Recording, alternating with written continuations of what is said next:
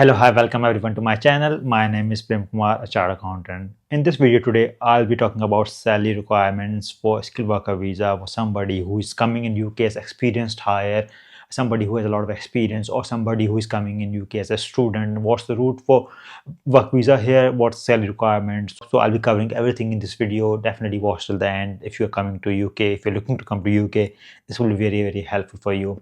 Before that, a bit about myself. I'm Prem Kumar. I'm chartered accountant and working in UK for last 5 years. I have built this channel for last 3 years, and a lot of resources are already out there in terms of job search. And you can definitely find a lot of guidance in different playlists, especially go in the UK playlist. You'll find a lot of guidance out there. Now back to topic. Talking about skilled workers who come to UK with an experience of like a couple of years and are eligible to apply for skilled worker visa here.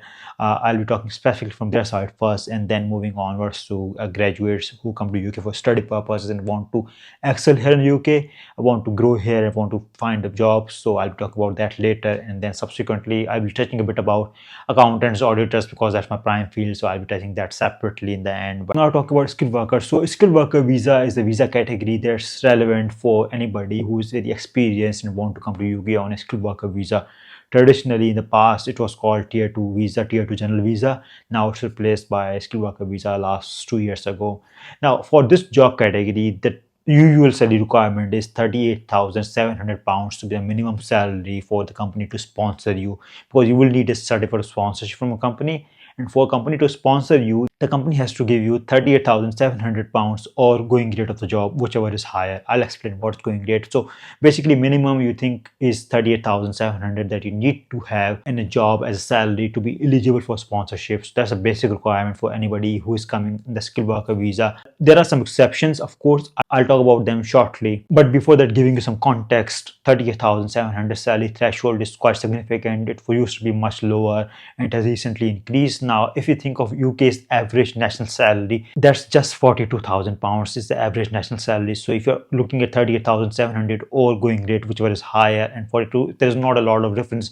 So that means there will be a lot of jobs that are not even eligible for sponsorship anymore, because the threshold has been increased significantly in recent times. Now, £42,000, as I mentioned, is UK's average salary. But if you think of smaller cities with less cost of living, then of course the salaries are quite lower. The average salaries are quite lower against London. So giving a bit of context again, the average salary of Bristol is 33,000, average salary of Coventry is 37,000, average salary of London is 44,000. Now, London jobs are eligible for sponsorship on average basis, but maybe Coventry or Bristol jobs are not. So there's a less chance in smaller cities, especially if you're looking to come as a skilled worker, because there are not enough jobs with that level of paying range, salary range, for you to be able to apply for sponsorship. So London is typically an area, the place where you're likely to get more jobs if you're coming on a sponsorship, because you have to have more than 38,700 or going rate of the job, whichever is higher. Before going to exceptions, let me tell you what's the going rate. Going rate is essentially whatever rate the job is supposed to give to the individuals. For example,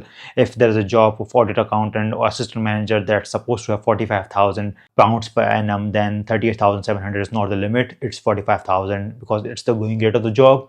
It has to be higher of both categories. So 38,000 is the minimum limit, but it can be higher salary as required on the visa sponsorship. Talking about exemptions, as I said, there are exemptions to this rule. 38,700 is not fixed amount, right?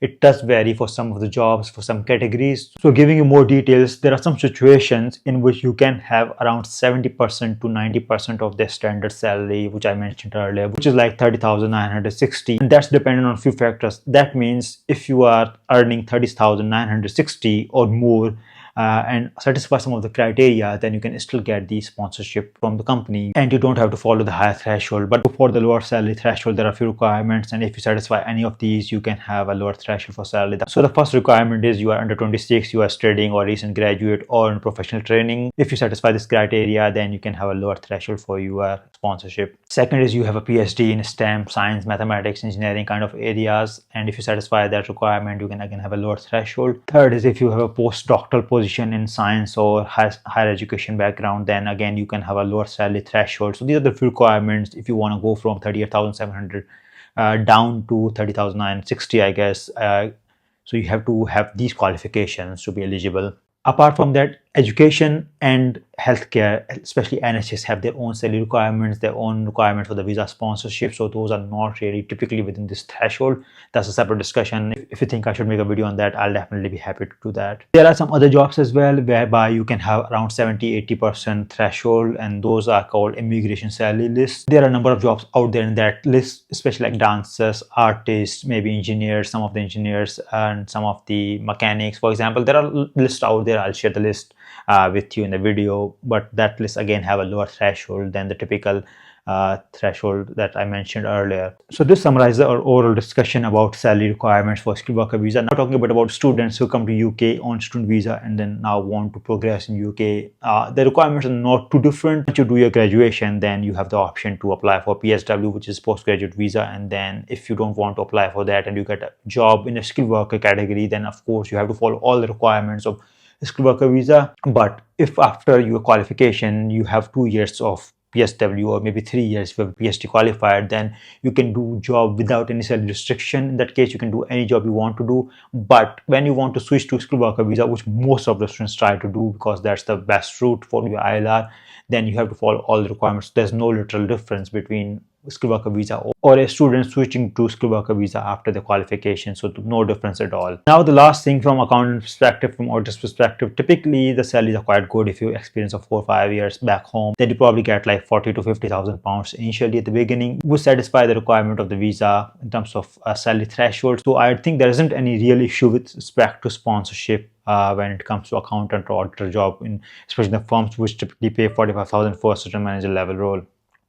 Hopefully this helps to understand more of the salary requirements, and thank you so much for watching.